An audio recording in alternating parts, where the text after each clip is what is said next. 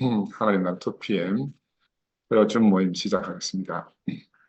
오늘 제목이 환란 중에 왕국이 준비됨이라는 제목을 가지고 같이 교제하겠습니다. 마태복음 24장 1절에서 14절 말씀을 조금 길지만 제가 한번 읽어보겠습니다. 예수께서 성전에서 나와서 가실 때에 제자들이 성전 건물들을 가리켜 보이려고 나오니 대답하여 이르시되 너희가 이 모든 것을 보지 못하느냐. 내가 진실로 너희에게 이르노니 돌 하나도 돌 위에 남지 않고 다 무너뜨려지리라. 예수께서 감람산 위에 앉으셨을 때에 제자들이 조용히 와서 이르되 우리에게 이르소서 어느 때에 이런 일이 있겠사오며 또 주의 임하심과 세상 끝에는 무슨 징조가 있사오리까. 예수께 대답하여 이르시되 너희가 사람의 미혹을 받지 않도록 주의하라. 많은 사람이 내 이름으로 와서 이르되 나는 그리스도라 하여 많은 사람을 미혹하리라. 난리와 난리 소문을 듣겠으나 너희는 삼가 두려워하지 말라. 이런 일이 있어야 하되 아직 끝은 아니니라. 민족이 민족을 나라가 나라를 대적하여 일어나겠고 곳곳에 기근과 지진이 있으리니 이 모든 것은 재난의 시작이니라. 그때 사람들이 너희를 환란에 넘겨주겠으며 너희를 죽이리니 너희가 내 이름 때문에 모든 민족에게 미움을 받으리라. 그때 많은 사람이 실족하게 되어 서로 잡아주고 서로 미워하겠으며 거짓 선지자가 많이 일어나 많은 사람을 미혹하겠으며 불법이 성함으로 많은 사람의 사랑이 식어지리라. 그러나 끝까지 견디는 자는 구원을 얻으리라. 이 천국 복음이 모든 민족에게 증언되기 위하여 온 세상에 전파되리니 그제야 끝이 오리라. 이 내용이 옛날에 늘 보던 내용인데 지금 우리에게 주어진 상황과 같이 이렇게 겹쳐서 읽어보니까 좀 마음이 새로워집니다. 우리가 지난주까지 종말을 예언하는 말씀을 교제를 했습니다. 이제 오늘은 이제 그런 와중에 하나님 나라의 왕국이 준비된다는 그런 말씀이거든요. 이 이제 본문 1화에 담긴 내용의 대부분은 유대교하고 그리스도교 역사에 가장 끔찍했던 사건이 바로 이제 예루살렘 멸망이잖아요. 바로 이 예루살렘 멸망에서 가져온 내용을 갖다가 이제 본문에서 이렇게 말하고 있습니다. 유대인들이 생각할 때에 하나님이 보호하시고 하나님이 거하시는 지성소가 있던 성전이 무너지고 깡그리 없어진다고는 도저히 상상할 수 없었던 일이거든요. 그들은 로마 군병들이 그 성전 안으로 들어갈 때 저들이 다 그 성전 안에서 하나님의 진노로 다 죽을 거라 생각했단 말입니다. 그런데 자기들의 생각과 전혀 다르게 그 완전히 무너지는 걸 보면서 정말 그들 앞에서는 그들이 상상할 수 없는 일들이 눈앞에서 벌어진 것이거든요. 지금 이제 우리 교회 안에서 어떤 이들의 심정이 바로 이런 사람들의 심정과 동일할 거라 생각이 듭니다. 왜냐하면 그들과 함께 하던 이 지성소가 있는 성전과 같은 이의 사라짐을 보고 있잖아요. 오늘 현재적으로. 그래서 마태는 예루살렘의 멸망으로 그 절정에 이른 이 종말적 현상, 즉 그 당시 최근에 일어났던 70년대에 일어났던 유대 로마 전쟁과 그 전쟁을 통해서 일어난 고통을 너무너무 분명하고 아주 세밀하게 이제 가슴 아프게 이렇게 묘사하고 있잖아요. 제일 처음에는 먼저 그 도시의 성벽이 무너졌다고 기록되고 있습니다. 그리고 성전을 포함한 건물들이 완전히 무너지고 그 다음에 돌 위에 돌 하나도 첨놓이지 않고 그렇게 완전히 무너졌다고 기록되고 있어요. 시민들은 다 도망가게 되고 유대인들의 나라는 인류 역사의 지도에서 사라졌잖아요. 그래서 1948년도 현대 이스라엘 국가가 등장하기 전까지는 이제 등장하지 못하게 되는 이런 비운의 역사가 있는데 그 지금도 이제 팔레스타인에는 하마스와 이스라엘의 이 피비린내라는 전쟁이 진행 중이잖아요. 그 역사가 계속 진행 중이라. 하여튼 그 마태가 살던 그 시대에 마태가 세상의 종말을 묘사한 이 예루살렘 멸망의 이미지들의 많은 부분이 바로 기원후 70년 그 비극에서 비록된다는 사실을 우리가 이제 주목하고 이제 말씀을 봐야 될 것입니다. 마태는 바로 이 인류 역사의 마지막 날들, 그 당시에 이 사람들은 유대 로마 전쟁을 보면서 이게 인류 역사의 마지막이구나 이런 이제 비애감을 가지게 됐잖아요. 파토스, 비애감을 가지고 있었는데 우리 지난주에 같이 살펴보았지만 노아의 홍수 이야기를 통한 인류의 멸망과 동일하게 이 예루살렘 함락에 대한 기억을 이제 상기시켜 주면서 마태는 그들 형제들에게 세상의 종말을 예언하고 있습니다. 종말이 오면 이럴 것이다. 그런데 이 마태는 예수 생애의 마지막 사건인 이 예수 십자가의 죽음을 바로 이제 어떻게 연결하고 있는가 하면 유대 종교력의 새해거든요. 새해의 첫 번째 여호와의 절기를 유월절로 지키고 있는데 이 유월절 이야기하고 예수 생애의 십자가의 죽음의 이 마지막 사건을 같이 연결시킵니다. 그죠? 그래서 유월절 사건을 바로 예수 죽음의 사건으로 연결시키잖아요, 제자들이. 이제 한 인생의 마지막 죽음의 사건 이것을 갖다가 이스라엘 민족의 첫 시작이 되는 그 6월절 그 새해 첫 달에다가 6월절 이야기가 이렇게 겹쳐서 이야기하고 있습니다. 이 제자들을 통해서 이런 일들이 일어난 거잖아요.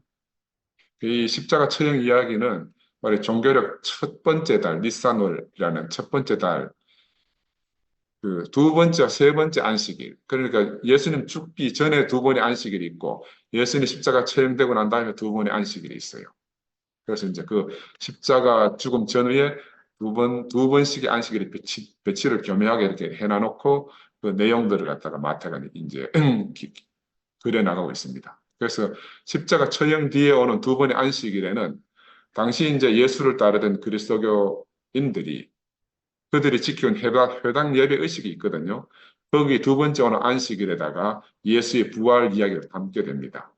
처음은 무덤가에서 막달라 마리아하고 여자들에게 일어난 일로서 이제 그 취급을 하고 있고, 그 다음 주입니다. 하나는 갈릴리에 가서 제자들보다 먼저 가겠다는 예수의 말씀이 있잖아요. 그래서 갈릴리 산에서 제자들을 만나가지고 제자들에게 사명을 주잖아요. 온 유대와 사마리아 땅끝까지 이르러 내 증인이 되리라. 내가 너희와 항상 함께 하겠다 하는 이런 일들로 이제 예수 십자가 사건 이후에 두 번의 안식일에 그 내용을 갖다가 마태가 배열해 놓고 있습니다. 그래서 이 두 이야기는 예수 죽고 나서 부활주의 8일간의 일정 중에서 첫 번째 안식일과 그 다음 안식일에 필요한 이 내용들인데 나중에 우리 다시 한번 살펴보겠습니다. 이 마태는 바로 이 두 번째 부활절 이야기를 이용해서 마태복음의 마지막 결론을 갖다가 이제 강력하게 매듭 짓고 있는 그런 내용을 우리가 볼 수가 있습니다. 이건 하여튼 오늘 본문에서 보면 예수께서 예루살렘 성과 성전이 파괴될 것을 예언하시잖아요. 그런 거 예언하니까 저자들이 궁금하잖아요. 그래서 가나산에 오르신 그분을 조용히 찾아가가지고 언제 그때가 있고 그때가 생기면 어떤 징조가 있겠습니까? 이렇게 묻습니다.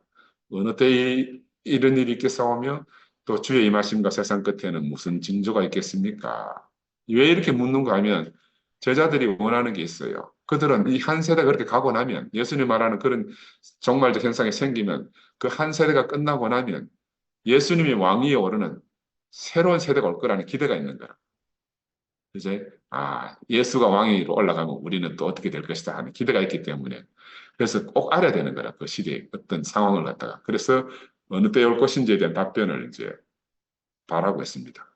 근데 그 당시 이스라엘 상태는 정말 암담하잖아요. 그러니까 제자들이 바로 그런 암담한 시대가 끝나고 나면 새로운 시대가 예수를 왕으로 하는 새로운 시대가 올 그 갈망을 깊이 간직하고 있는 그런 상황입니다. 근데 이스라엘은 이미 그때 로마의 지배하에 있었고 영광스러운 나라 회복을 위해서 막 계속 반란도 일으키고 독립운동도 했지만 계속 끊임없이 무력화되고 그래서 현실적으로는 로마에 굴복하는 것만이 생존의 지혜라고 할 수 있는 그런 때였습니다. 그런데 하나님이 계속해서 구약을 통해서 선지자를 통하여 약속하고 선포되어졌던 그 하나님 나라가 과연 올 수 있는가? 근데 지금 일어나는 현실적인 상황을 보면 그런 약속의 어떤 기대가 점점 희미해져 가고 있었거든요. 그런데 놀라운 분 한 분을 만난 겁니다. 누구를 만났는가? 하나님 아들로 오신 예수를 만났던 거라. 그러니까 이 사람들의 그 기대는 막 어마어마하게 부풀려질 수밖에 없는 거예요. 그 제자들은 그 아주 암담한 시기에 하나님 아들로 오신 예수를 만났는데 나는 오늘 이 말씀을 준비하면서 야, 우리는 진광을 통해서 참 빛이 무엇인지를 알아가게 된 거예요. 아멘. 이번에 나 이 두 죽음이 있는데 알곡이 무엇인지 쭉정이가 무엇인지 그걸 우리한테 너무너무 분명하게 보여주면서 어떻게 보면 터닝 포인트가 된 것 같아요. 그 마태 당시에 많은 사람들의 관심은 과연 이 세대는 언제 끝이 날 것이고 예수는 과연 새 왕국의 왕으로 그날에 등극할 것인가 하는 것입니다. 우리 관심도 마찬가지잖아요. 지금 이런 환란과 어려움 속에서 이제 한 세대가 끝났습니다. 이제 이엘레 목사님 시작한 우리 한 세대가 끝났다고 볼 수가 있어요. 우리 지난주에 신광일을, 이번 주에는 이 목사님을 우리가 떠나보냈잖아요. 그 두 죽음을 보면서 마치 십자가에 달린 예수와 함께 유대교 그리스도인들이 알던 하나님 함께 끝났습니다. 아멘. 하나님은 절대로 선한 예수를 갖다가 이렇게 보내시리라는 상상을 할 수 없는 거예요, 유대인들. 근데 그 예수가 끝나면서 바로 유대교 그리스도인들이 알던 하나님 함께 끝났어요. 근데 그 끝남을 통해서 우리 온 인류가 함께 끝났던 일이잖아요. 성경을 통해서.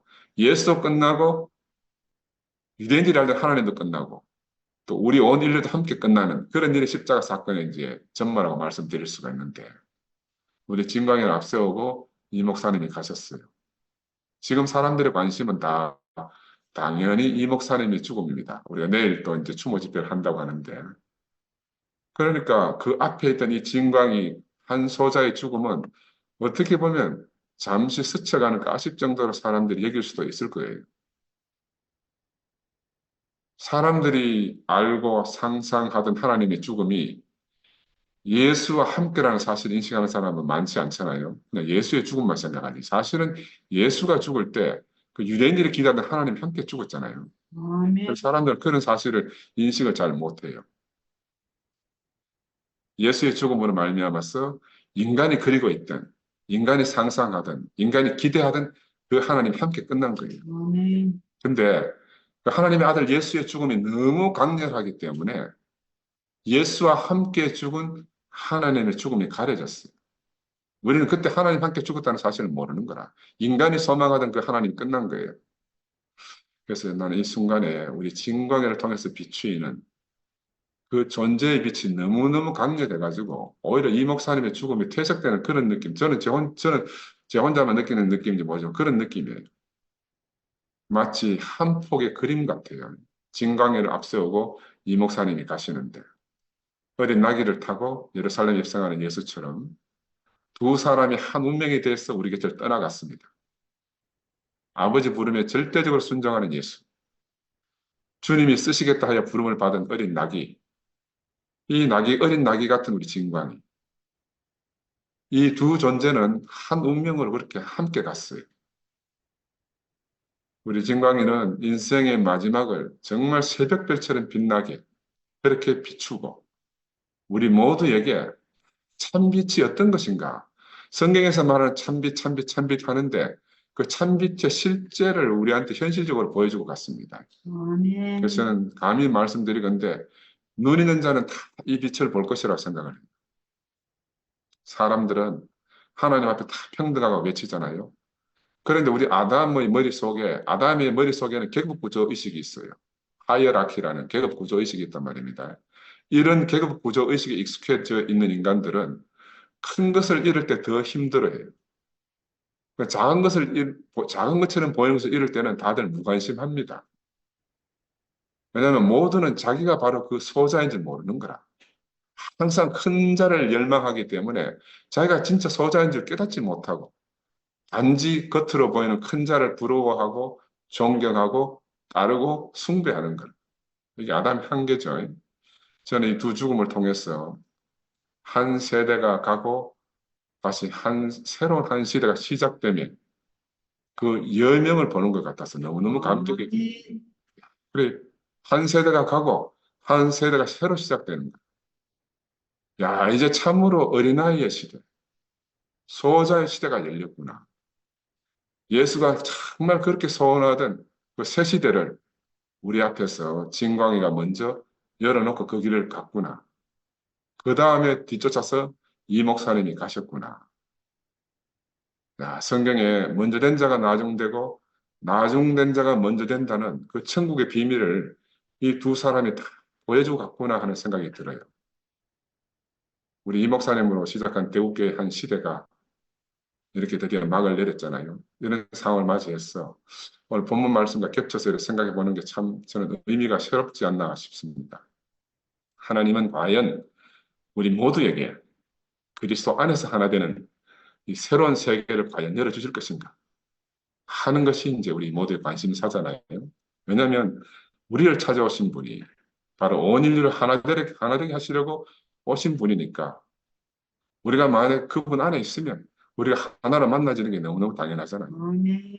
그런데 제자들에 대한 질문에 대해서 성경의 대답은 마태복음 24장 3절, 10절까지 여러 가지 사건들을 배열해서 우리에게 말하고 있습니다. 일반적인 재난적 상황도 있고 종교적 미혹의 사건들도 생기기도 하고 이런 것들이 유대인의 관념에 그려져 있는 종말적 현상이 새 시대 오기 전에 먼저 있다는 거예요. 이게 왜냐하면 병든 육체가 죽기 직전에 마지막으로 나타나는 종말적 현상이 있잖아요. 임종 현상이 있는데 한 세대도 마찬가지로 끝을 맺기 전에 마지막에 그 종말적 현상이 나타난다는 거예요. 그게 병적 현상이거든요. 한 세대가 끝나려고 하면은 건강에 끝나는 게 아니고 마지막에 종말적 현상이 일어난다는 거예요. 병적 현상이 일어난다는 거예요. 이게 너무너무 우리 앞에 현실적으로 있는 일이고 이 종말적 현상이 나타나는 건 예수 시대도 마찬가지라는 거예요. 너무너무 당연한 이치라. 제자들이 이런 현상이 나타나니까 끝이겠습니까? 하니까 그래도 아직 끝이 아니라는 거예요. 종말적 현상이 끝이라는 게 아니란 말이죠. 왕국 복음이, 천국 복음이 모든 민족에 증거되기 위해서 온 세대에게 전파가 돼야만 그제야 끝이 온다는 거예요. 그러니까 이 천국 복음이, 왕국 복음이 오지 않으면 이 재난적 상황이 끝나지 않는다는 거예요. 이게 우리 아담의 불행이라는 거죠. 근데 이 온 세대가 바로 우리 세대입니다. 그 마태가 말하는 그온 세대가 바로 우리 세대예요. 우리 자신이기도 하고, 우리에게 먼저 이 천국 복음이 전해져야 이 종말적 현상이 끝이 난다는 거예요. 그리에 우리에게 복음이 전해지지 않으면 우리 주변에서 일어나는 이 종말적 현상이 끝나지 않는다는 거예요. 아, 이게 너무너무 놀라운 말씀으로 이렇게 저는 새겨졌습니다. 우리가 지금 보고 누리고 있잖아요. 지금 한 새로운 시대가 시작되고 있으면 우리가 보고 누리고 있습니다. 그러니까 새로운 시대가 왔기 때문에 옛 시대는 물러갈 수밖에 없어요. 아멘. 새로운 몸의 시대가 도래했기 때문에. 당시 예수 안에서 나타난 하나님을 보고 제자들은 너무너무 놀랍고 감격해졌습니다. 우리도 마찬가지예요. 우리도 이 목사님을 통해서 우리 주 예수 그리스도의 아버지 하나님을 보게 되어서 너무너무 놀랍고 우리 전부를 바쳐서 따라왔잖아요. 근데 이제 한 소자 같은 우리 진광이를 통해서 영광의 하나님의 참 실제를 또 보게 된 겁니다. 그 실제를 보고 나니까 이제 우리 모두를 통해서 나타나신 하나님이 너무너무 소망이 되는 거예요. 네? 이제 드디어 어린아이나 노인이나 어느 누구도 하나님을 나타내지 못할 사람이 없게 됐어요. 아멘. 아무도 하나님을 모른다 할 사람이 없게 된 그런 시대에 우리가 지금 살고 있는 겁니다. 바로 이것이 새로운 시대고 이 새로운 시대가 드디어 문을 열었습니다. 그야말로 평등의 시대가 온 거죠. 하나님에 대해서 어느 누구도 소외되지 않는 그런 시대가 마침내 우리에게 도래했습니다. 그걸 우리가 지금 보고 누리고 있는 겁니다. 이렇게 새로운 한 세대가 오고 과거의 한 세대가 가는 바로 그 변곡점, 우리 최 목사님 말하는 크리티컬 포인트, 변곡점에 와가 있습니다. 하나님은 아브라함의 하나님, 이삭의 하나님, 야곱의 하나님을 거쳐서 마침내 이스라엘의 하나님 되셨어요. 그런데 이제는 드디어 우리 모든 인류의 하나님 되심을 우리가 지금 현재 그리스도의 몸 안에서 살면서 우리가 보고 누리고 있습니다. 이 왕국복음, 천국복음의 실제는 예수가 왕이 되는 나라잖아요. 예수가 왕으로 임하실 이 왕국은 이 왕국복음의 그 증거가 전파됨으로 말미암아 이 땅에 세워진다 그랬어요. 그러니까 바로 우리가 왕국이 되는 그런 나라가 왕국입니다. 하나님 나라입니다. 그죠? 성경은 우리에게 창세 이래로 하나님은 한 왕국을 세우시기 위해서 그 왕을 먼저 준비하셨다고 이렇게 기록하고 있어요. 마태는 복음서 처음에 그렇게 말하잖아요. 천사가 요셉에게 나타나 태어날 아기가 임마누엘이라고, 그 이름을 임마누엘이라고 불리게 될 것이라고 마태복음 시작하면서 예수의 아버지 요셉에게 현몽하잖아요. 그 복음서 제일 마지막에 가면은 보라, 내가 세상 끝까지 항상 너희와 함께 있을 것이다. 이 마지막도 임마누엘이다. 하나님 항상 우리와 함께 하신다. 이게 하나님 나라예요. 아멘. 시작도 하나님 나라고 마지막도 하나님. 그러니까 마태복음은 천국복음, 왕국복음이잖아. 그렇지? 바로 하나님이 이렇게 한 왕을 준비하셨어. 바로 이 준비된 왕은 역사적 과정을 거쳐가지고 어떻게 오는가 하면 아브라함과 다윗의 자손으로 탄생한다. 이렇게 마태는 기록했어요. 생명의 면에서는 하나님의 부르심과 다루심과 영화롭게 하심의 계열인 바로 아브라함의 후손으로 오셨어요. 또 분배, 생명을 나누어주는 분배의 면에서는 택함 받고 승리한, 다윗은 그렇게 하나님께 택함 받았잖아요. 그렇게 승리한 사람으로서 바로 이 다윗의 후손으로서 예수가 그리스도로 이 땅에 오신 겁니다. 우리는 바로 이 예수 그리스도를 우리가 알게 되고 믿게 되고 이분을 우리의 주로 우리의 왕으로 섬기게 된 거예요. 이 예수는 바로 성육신과 십자가와 부활을 거쳐서 하나님 보좌 우편에 오르셨고 마침내 생명 주는 영으로 우리를 찾아오셔가지고 우리를 부르셔서 우리로 하여금 그리스도의 몸인 교회가 되게 하시고 그는 교회의 머리가 되셨습니다. 바로 이것을 통해서 이 왕국 복음의 증거를 확보하신 거라. 바로 새 시대가 이미 시작된 거예요. 새 시대가 시작되었으니까 그 말기적 현상, 병적 현상, 그 종말적 현상들이 이제 앞으로 사라지게 되겠죠. 아멘. 그래서 이 왕국 복음의 증거가 무엇이냐? 바로 그의 몸이 교회입니다. 임마누엘의 신 그리스도 몸이 바로 그 증거라고 할 수가 있어요. 그래서 이 그리스도 왕국은 그리스도가 왕인 나라잖아요. 그 나라는 지금 현재적으로 그의 몸인 교회입니다. 아멘. 그래서 이 왕국 복음의 증거는 그리스도의 몸인 교회고 왕국 복음은 바로 교회 복음이다. 그래서 교회가 하는 소리 우리가 귀하게 여겨야 되고 교회 안에서 일어나는 모든 것을 우리가 정말 귀하게 여겨야 됩니다. 주님이 왕으로 임하심을 기다리는 우리잖아요. 그의 몸인 교회가 우리가 되었어. 왕국 복음이 왕국 복음의 증거로 살아야 될 그 막중한 사명을 우리가 받은 거야. 우리가 받은 거예요. 우리는 더 이상 개인으로 살 수가 없어요. 그죠?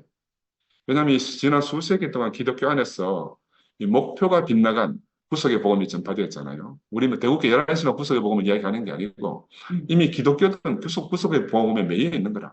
그 안에서 수많은 믿는 이들이 나왔지만 이 왕국 복음의 증거가 매우 희미하고 제한되어져 가지고 우리를 헤매게 한 겁니다. 몸이 나타나지 않아서 그래요. 몸이 나타나지 않아서. 믿는 이들이 있지만 그리스도가 단지 개인적인 믿음, 개인적인 믿는 이들을 위한 것이라고만 사람들이 알고 그 목표가 하나님의 거룩한 계획, 하나님의 경륜의 목표가 단체적 교회고 하나님 나라인 줄 사람들이 거의 다 망각한 거예요. 그래서 그들이 가야 될 방향이 교회가 아니고 천당이 되고 마찬가지로 교회는 천당 대기소로 전락하는 이런 정말 엄청난 불운한 시대가 도래하게 됐잖아요. 그래서 우리가 한편으로는 이 왕국 복음이 전파되어져 가지고 가톨릭이 나왔고 이 가톨릭이 나와서 교황의 왕국이 됐잖아요. 이 교황의 왕국은 다른 말로 하면 구체적으로 꼭 집어 말하면 사이비 왕국이라. 그래서 우리 주 예수 그리스도가 왕으로 임할 이 나라는 이 예수의 하나님 나라의 증거를 통해서 모든 민족이 전파되어야 됩니다. 이 마태가 마지막에 한 이 말이 바로 우리에게 한 말이다. 그 증거는 바로 그리스도의 몸인 교회입니다. 교회. 이게 나는 요즘 들어서 너무너무 분명하게 보여요. 이 안에 가야 우리가 개인이 다 사라지게 됩니다. 이 교회는 그리스도가 머리이기 때문에 우리가 그 생명에 있어서는 그리스도와 동일하잖아요. 동질이잖아요. 운명에 있어서는 그리스도 하나. 그가 간 길을 우리가 그대로 운명적으로 따라갈 수밖에 없어요. 그런 면에서 우리 진광이는 정말 예수가 간 길을 운명적으로 같이 갖는 거야. 그 생명에 있어도 너무너무 동질적으로 살고 간 거예요. 나는 너무너무 감동적이라. 왜 요즘은 뭐 앉으나 서나 자나 깨나 진광이 생각밖에 안 나는 거라. 와, 어쩐 일인지 모르겠어요. 이 그리스도는 자신의 몸인 이 교회의 머리가 되시기 위해서 인생의 과정을 거치셨잖아요. 완전하게 죽임당하셨고 마찬가지로 완전하게 부활했습니다. 그래서 지금은 생명 주는 영으로 우리 교회 안에 계시고 우리 교회의 머리가 되셨고 장차는 이제 왕국 안에서 왕위에 올라가지고 그 만국을 통치하는 그런 왕이 되실 거 아니겠습니까? 그러니까 머리와 몸이 한 생명입니다. 머리와 몸이 한 운명이잖아요. 왕과 백성도 한 생명, 한 운명입니다. 그리스도와 우리는 뗄래야 뗄 수 없는 그런 하나가 된 거예요. 이 그리스도 왕국에서는 신이 오는 게 아니고 인자가 인자들의 왕으로 임한다는 거예요. 이 계시록에 나와 있잖아요. 마태복음에 말씀 나와 있고 주 예수가 다시 오실 때는 인자로 오신다 그랬어요. 그런데 신이 되고 싶은 인간, 호모 데우스를 갈망하는 인간은 이 말씀을 받을 수가 없는 거라. 예수가 사람이라는 이 사실을 절대로 받을 수가 없어요. 예수가 사람이면 자기의 모든 희망이 사라지기 때문에. 근데 우리는 인간으로 오신 그분을 신으로 바라는 사람들 속에서 매일 인자로 나타나시는 하나님은 우리가 몸 안에서, 그리스도의 몸 안에서 우리가 경험하고 사니까 이게 얼마나 놀라운 일입니까? 아멘. 우리가 하나님 왕국, 그 예수의 왕국이 어떤 나라인 걸 알기 위해서는 그 왕국의 머리 되시고 왕 되시는 그 인자이신 이 예수를 먼저 알아야 되잖아요. 이에 대한 인자가 누구인가? 여기에 대해서 사도 요한이 분명히 계시록에 우리에게 알려주고 있습니다. 그는 어린 양이라 그랬어요. 보호자에 앉으신 이에게서 인봉한 책을 받았어 그 인을 떼실 리가 바로 유다 지파의 사자다. 보호자와 내 생물과 장로들 사이에 서 있는 바로 어린 양이 그 사람이다. 시온산의 14만 4천과 함께 서 있는 역시 이 어린 양이다. 이 어린 양. 그들의 이마에는 어린 양의 이름과 그 아버지 이름이 쓰여 있어 다 이렇게 기록되어 있어요.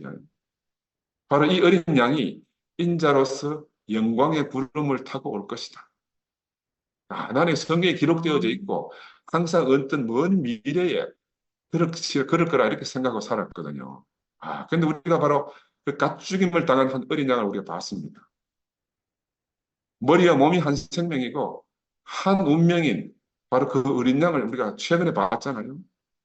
근데 그 어린 양이 구름을 타고 오면 우리가 본 거예요. 나는 이게 막 전율이 오는 거야. 도대체 성경에서 말하는 그 어린 양이 누구인가? 그 하나님 백성은 바로 인자들입니다. 사람들이잖아요. 왕국의 증거인 교회로서 바로 그 어린 양을 왕으로 맞았어. 그리스도 왕국을 열 것이라 했습니다. 현재적으로 누가 우리의 왕이 될 것인가? 현재적으로 누가 우리의 어린 양을 오는가? 어, 그래서 막, 말씀을 이렇게 준비하면서 이게 감정이 조절이 잘 안 됩니다. 어떻게 이게 언어를 표현해야 될지. 그렇습니다. 아무리 한 세대의 말기가 온다 하더라도 새로운 세대가 준비되지 않으면 그 말기는 계속 연장되고 지속되는 거라. 우리 인생의 종말적 현상도 마찬가지입니다.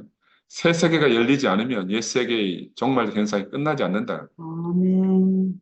빛이 오지 않으면 어둠이 끝나지 않아요. 어둠이 끝나고 빛이 오는 게 아니고 빛이 와야 어둠이 끝난다. 빛이 와야 어둠이 끝난다. 그래 종말이 끝나고 새 세계가 오는 게 아니에요. 새로운 세계가 와야 옛 세계가 끝난다. 이게 오늘 성경이 말하는 놀라운 진리입니다. 그래서 우리가 아멘. 새로운 왕국 복음이 먼저 전파돼야 됩니다. 아멘. 그리스도의 왕국이 먼저 준비되어야 우리 주변에 일어나는 종말적 현상들이 사라진다는 거예요. 아멘. 그러니까 우리가 종말적 현상이 문제가 아니에요. 그리스도 왕국이 준비되느냐 이게 더 문제라는 거예요. 사람들은 아멘. 항상 그거 뒤집어 생각하는 거라. 왕국 복음이 준비된다는 것은 주님 자신이 왕이 되시는 나라가 먼저 와야 된다는 거예요. 이 왕국은 지금 현실 안에서는 예수 십자가의 죽으심을 통해서 탄생한 그의 부르심을 입은 그리스도의 몸이 교회잖아요. 바로 우리 자신들입니다. 아멘. 영혼 안에서는 태초부터 세상 끝날까지 그가 통치하고 임하는 나라이지만 현실 안에서는 우리의 육체를 가지고 지금 우리가 누리고 있는 이 땅 위의 교회이고 이 땅 위에 있는 그리스도의 몸이라는 겁니다. 그래서 예수께서 왕으로 임하시려면 먼저 왕국이 준비되어야 됩니다. 나라 없는 왕은 없잖아요. 그래서 주님께서 처음 이 세상에 오셨을 때 생각해 보면 그때는 그의 나라가 준비가 되지 않았습니다. 그래서 예수의 기도가 있잖아요. 나라 임하옵시고 뜻이 하늘에서 이루어진 것 같이 땅에서 이루어지이다. 이게 가장 예수의 간절한 소원이고 소망이죠. 이게 바로 예수의 기도잖아요. 예수는 단지 이 나라를 위해서 씨를 뿌리러 오셨고 그 씨를 열매로 추수할 때를 예언하고 계신 거예요. 그는 단지 씨를 뿌리고 가셨어요. 이 씨는 사도들에 의해서 길러졌지 않습니까? 그 다음에는 왕국으로 추수되어야만 했지만 이 사도시대 이후에 이 이방인 그리스도교가 됨으로 말미암아서 이 왕국 복음이 빗나가게 되잖아요. 문자주의 사로잡혀가지고 이방인의 이단의 길로 가게 됐잖아요. 그래서 예수와 전혀 상관이 없는 세상 종교 왕국을 만든 것이 우리가 역사를 통해서 알고 있는 사실입니다. 그래서 가톨릭 왕국 복음이 전파돼가지고 1500년을 지배했잖아요. 지금도 일부를 지배하고 있고 개신교는 또한 구속의 복음만을 전파함으로써 이 땅에 또 마찬가지 사회비왕국 복음과 목표를 잃은 복음만 전파하고 있는 거야. 우리 11시 구속 복음, 11시 구속 복음 11시 전유물이 아니에요. 그들은 자기들 전유물인 줄 아는데 모든 기독교인들도 구속 복음에 매달려 있습니다. 기소선, 기쁜 소식 선교회, 이 사람들이 처음 죄사한 복음을 듣고 발이 땅에 닿지 않을 만큼 좋아한 것을 우리가 익히 형제들 통해서 듣고 보고 있잖아요. 이 기소선들은 11시 하는 행태를 보고 싸그리 다 함께로 가버렸어요. 왜? 자기들은 이미 옛날에 다 거쳐왔던 것들, 그걸 지금 또 대국교에서 마지막이라고 찾아온 대국교에서 그 난리를 치니까 싸그리 보따리 싸가지고 다 함께로 가버렸잖아요. 아멘. 야, 그러니까 그들의 문제는 말이 옳고 그름이 있는 게 아니에요. 말이 틀렸다 그 말이 아니잖아요. 이 땅 위에서 그리스도의 몸된 교회가 나타나지 않는 게 문제라. 그 복음을 가지고 몸된 교회가 나타나면 되는데, 그 몸된 교회가 나타나지 않는다는 거예요. 그래서 이 11시도 동일한 문제에 똑같이 빠져 있습니다. 구속이 끝이 아니고 시작이란 말입니다. 시작. 근데 시작이 전부인 줄 아는 거야. 죄사한 복음에 빠져서 기뻐하던 이 기사선의 복음과 전혀 구별이 안 되는 그런 상황에 빠져 있어요. 그래, 그리스도의 몸으로서 교회는 날마다 죽음을 살아내는 이 몸이 그 내용이고 실제라고 볼 수 있습니다. 아멘. 몸 안에 산다는 것 자체가 우리가 죽음 안에 있는 거예요. 음. 다른 말로 말하면 이 죽음 자체가 생명이란 말이에요. 우리 진광이의 죽음 자체가 우리에게 참 빛으로, 참 생명으로 우리에게 얼마나 큰 놀라운 영향력을 행사하고 있잖아. 그죠? 야, 그리스도가 죽음을 이기고 나온 생명이에요. 그의 몸인 교회도 날마다 죽음을 통해서 이기는 생명을 살아내고 있잖아요. 이기는 생명. 그래서 오늘날 이 몸이 되지 못한 교회들은 날마다 죽음을 실행하고 있습니다. 죽음을 실행하는 거하고 죽음을 살아내는 거는 하늘과 땅 차이예요. 아멘. 죽음을 실행하는 사람들은 온 세상에 시체 썩는 악취를 풍기고 다니고 있어요. 그래서 죽음을 살아내는 것과 죽음을 실행하는 것은 너무너무 다른데도 이거 구분을 못하고 있습니다. 그러니 우리는 죽은 자는 죽은 자에게 맡기고 산 자에게 예수의 길 안으로는 가야 됩니다. 그렇죠? 아멘. 그래서 우리는 주님이 오심을 기다리는 사람들이잖아요, 우리가. 그가 왕으로 임하시기 위해서 우리는 바로 이 왕국 복음을 증거하고 전파해야 됩니다. 그의 나라를 먼저 우리가 준비해야 되는 거예요. 그보다 먼저 우리 자신이 그의 나라가 돼야 되잖아요. 너희는 먼저 그 나라와 그 의를 구하라. 이 말에 나는 무슨 말은 요즘처럼 새삼스럽게 깊이 깨달아질 데가 없었어요. 교황의 왕국이 아닌 예수의 왕국. 이 그리스도의 왕국을 우리가 준비해야 되고 목표를 잃은 복음이 아닌 예수 왕국을 위한 복음을 우리가 전파해야 됩니다. 왜냐하면 이 예수 왕국은 더 이상 종교 안에 존재할 수가 없어요.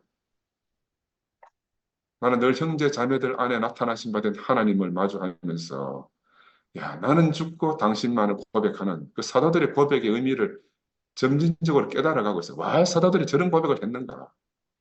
이건 허공에 대고 하는 이야기가 아니에요. 구체적으로 형제 자매를 통해서 나타난 하나님을 만날 때마다 우리는 나는 죽고 당신만을 해야 돼요. 나는 죽고 당신만을.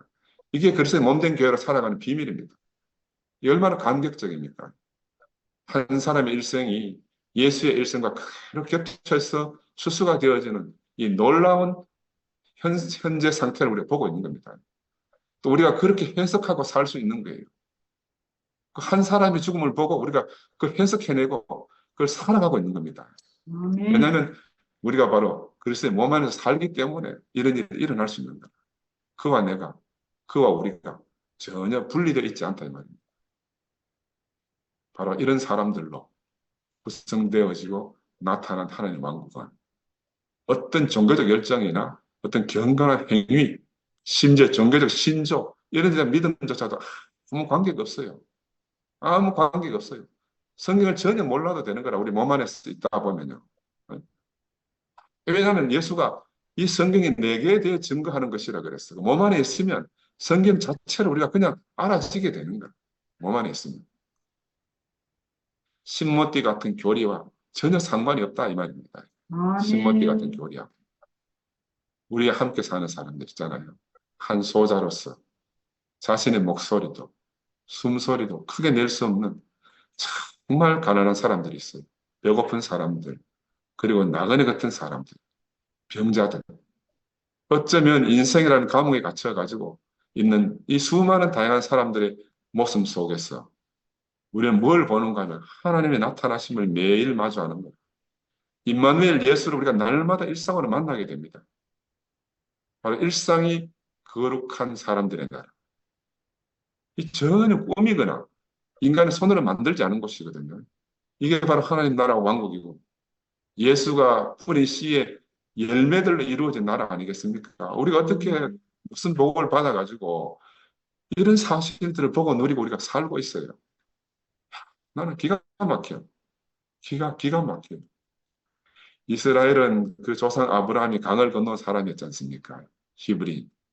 죽음의 요단강을 건너서 마침내 참 히브리인이 됐어요. 근데 우리 종교 안에서 요단강 건너서 만나자는 노래 부를 때마다 나는 너무 슬프고 가슴 아팠거든. 왜? 육신의 죽음 앞에서 이 노래를 부르면요. 불확실한 천당만 덩그런 남는 그 현실 때문에 나는 너무너무 그때 슬펐어요. 근데 우리는 지금 종교의 큰 강을 건넜어.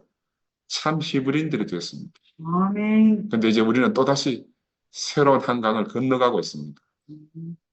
우리 인생이라는 것은 끊임없이 주님의 인도에 따라서 매일마다 강을 건너는 삶이에요. 아멘. 날마다 죽음을 지불하고 가는 그런 삶이라 말씀드릴 수가 있습니다. 지난주 제가 이제 내가 베드로입니다. 내가 가론유다입니다. 고백했잖아요. 그건 내가 목사님 임종 전에 월요일 날 뵈러 갔는데 목사님 임종 뵙고 나오는데 한 자매가 나를 따라 나오면서 내가 니를 사랑하기 때문에 이 말을 한다 하면서 11시로 돌아오지 않으면 니는 영원한 가론유다다. 니는 영원한 배신자로 남는다. 이렇게 말하는 거야. 그 자매는 이런 사태가 나기 전에도 우리 상도, 상구, 저를 아주 귀하게 여겼어요. 발인식 때 가니까 또 모 자매가 있다가 오빠 이제 11시로 오실 거죠? 이러니까 내가 한참 있다가 야 우리가 예수안으로 가야지. 우리가 거기서 하나를 만나야 되지 않냐. 그렇게 말했어요. 아무 소리 안 하더라. 강을 걷는 사람들 다시 옛세계로 돌아갈 수가 없는 겁니다. 아멘. 하나님 나라는 모든 인간적인 어떤 것을 매일 수가 없어요.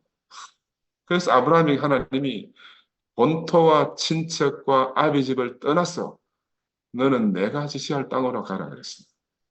이 본토를 떠나야 되고요. 친척도 떠나야 되고요. 아비도 떠나야 되는 거예요. 아멘. 그런데 이 참 의미를 사람들이 잘 몰라요. 그냥 수사적으로 있는 줄 알아요. 수사적으로.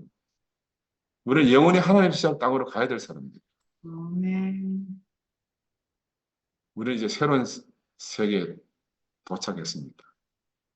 모든 사람들이 꿈꾸며 살고 싶어하는 그 이상향. 바로 형제 자매들 속에 나타난 하나님의 얼굴을 우리가 날마다 대면에 만나잖아요. 날마다 그 얼굴을 누리며 사는 그런 새로운 시대에 우리가 살고 있습니다. 거울과 거울로 보던 희미한 세계에서 얼굴과 얼굴로 마주보고 사는 형제 자매들이 바로 나타나신 바 된 하나님 형상들이잖아요. 만일 하나님 백성 중에서 참 보잘것없는 사람들 여겨지는 바로 그런 사람들의 삶 속에서 나타나시는 하나님을 우리가 보지 못한다면 그 속에서 우리가 하나님을 만나지 못한다면 그 사실 나머지는 상상 속에서 하나님 얼굴을 보았다고 주장하는 그런 관념밖에 남지 않는다는 겁니다. 그래 바로 이런 가난하고 가난한 이런 형제자매들 속에 나타나시는 하나님 왕국이 준비되면 주님은 언제든지 오신다는 거예요. 아멘. 지금도 오고 계시는 겁니다. 나는 우리 가까이 떠난 얼마 전에 떠난 우리 진광회를 보면서 바로 이 하나님 나라가 바로 이 진광회를 통해서 우리에게 도래했구나. 야, 어떻게 그 분명하게 하나님의 그 모습을 갖다가 그 찬빛으로 보여주고 가는지 감당할 수가 없어요. 나는 진광에 살았을 때는 이만큼 강렬하게 내가 영향을 못 받았어요. 그 예수가 내가 가는 것이 너에게 더 유익하겠다 하셨거든요. 내가 가는 것이 너에게 더 유익하겠다. 이게 우리 아담의 한계고 인간의 한계입니다. 야, 그 찬빛이 우리에게 비춰지고 나니까 비로소 어둠의 세대가 끝이 납니다. 인생에게는 예수가 왕이 되신 하나님 왕국이 없는 것이 불행이잖아요. 다른 것이 불행이 아닙니다. 그러므로 이 종말적 현상이 길어질수록 인생의 고통도 길어진다는 거예요. 주님이 없는 세대는 언젠가는 끝이 난다는 것이 성경의 메시지입니다. 하나님 나라와 하나님 왕국은 우리 주님의 목표이기도 하고 또 우리의 소망이기도 합니다. 예수의 마지막 기도이기도 하고 아멘. 우리가 날마다 그의 나라로 그의 교회로 그의 몸으로 지어져 가는 것이 얼마나 감사합니까? 그렇죠? 왕국은 바로 그의 몸으로서의 왕국이죠. 우리에게서 아담이 멀리 떠나가고 우리의 혼 생명이 예수의 생명의 영의 통치를 받고 철이 되어졌어. 우리 죽을 육신이 그리스도의 신령한 몸으로 변화되고 하나님께는 산 제사가 되고 우리에게는 천국의 새 삶이 시작되는 날. 이런 세계를 허락하신 하나님을 찬양합니다. 아멘. 아멘. 아멘. 예, 먼저 성기철 형님 먼저